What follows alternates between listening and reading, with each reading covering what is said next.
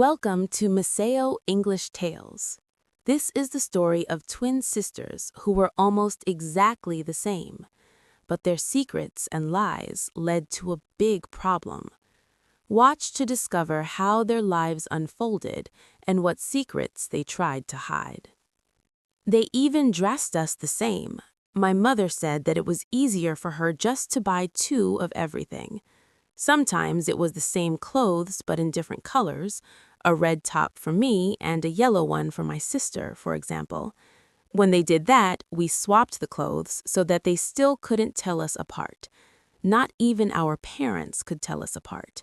Our school teachers never could. And then there were our names. It was crazy. They called us Edie and Evie. Even our names were almost identical. Two peas in a pod, they called us. 2 drops of water. Sometimes we couldn't hardly tell ourselves from each other, at least when we were small. But as we grew up, things began to change.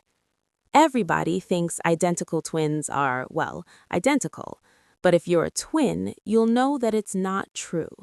Physically, yes, we were almost identical. I say almost because there was the birthmark. My sister has a very small brown spot on her left shoulder. I don't. This was the only way we could ever be told apart. But other than that, twins, even identical ones, are different inside. I think we started to change when we started school. I was always very good. I never got into trouble. I always did all of my homework and did very well in all the tests and exams. Evie wasn't like that. Evie was always getting into trouble. Evie never did her homework. Evie was a really bad student who never studied and never learned anything. She would have failed her exams, but of course she didn't. Why? Well, it's simple, isn't it? If you have an identical twin, how do you know which is which? Evie, of course, started by copying my homework. Then she got worse. When there was a class test, she would write my name on her paper. When she got into trouble, she smiled beautifully at the teacher and said, "No, I'm Edie. I'm the good one. It was my twin sister Evie who was naughty." They never took us seriously. We were only small children, after all. There was no harm in being a bit naughty. Everyone used to laugh. And because they never really knew who was who, neither of us was ever punished for being naughty, and they never failed either of us in our exams because they couldn't be sure which one to fail and which one to pass. But as we got older, it got worse. Evie started to steal things. At first, it was only things from other children, sweets or pens or pencils or rubbers, the kind of things that sometimes happen in school. But when we were 15, some money was taken from a teacher's bag. It was quite a lot of money, and the situation was serious. Then they found the money in Evie's pocket. And what did Evie do? Well, of course, she did the same thing she always did. No, it wasn't me. It was my twin sister.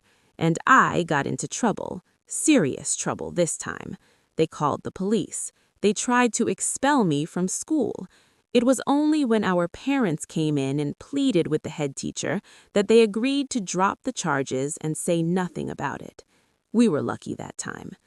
But the trouble didn't stop there. Evie was always playing truant, not going to school. Then, when she came in again, she accused me of lying. She said that she was Edie and that I had given the teachers the wrong name when they called the register. I thought about telling everyone about the birthmark on her shoulder, that they should check the birthmark to make sure who was who. That would solve the problem. I don't know why I didn't. Identical twins are always very close, and even though I knew she was bad, I didn't want to get her into trouble. Perhaps also because I knew that trouble for her also meant trouble for me. After we left school, I began to worry more. I got a job working in an office. It wasn't an interesting job, but it was okay. I worked hard in the office, I did well, and was going to get a promotion. Evie, on the other hand, did nothing. She never got a job. She used to come and ask me for money. She often disappeared for long periods of time. I didn't know where she was. This was bad. But it was worse when one day I looked at my passport and found that I had Evie's. I didn't know where she was, but obviously she had taken my passport to get there. Wherever she was and whatever she was doing, she was pretending to be me. Eventually, it happened. There was a loud knock on the door at 6 o'clock in the morning. There were 3 policemen there, 2 of them in uniforms, the other one a detective. I looked at their serious faces and thought that they had come to tell me bad news. I thought they were coming to tell me that my sister had died. But it wasn't that. They asked me to come to the police station with them. I understood that I couldn't say no. They said that they didn't want to arrest me just yet, but if I refused to help them, they would arrest me. Of course, they asked to see my documents. I had to show them Evie's passport and tried to explain that I wasn't really Evie, but that my sister had taken my passport. When I got to the police station, Evie was there too.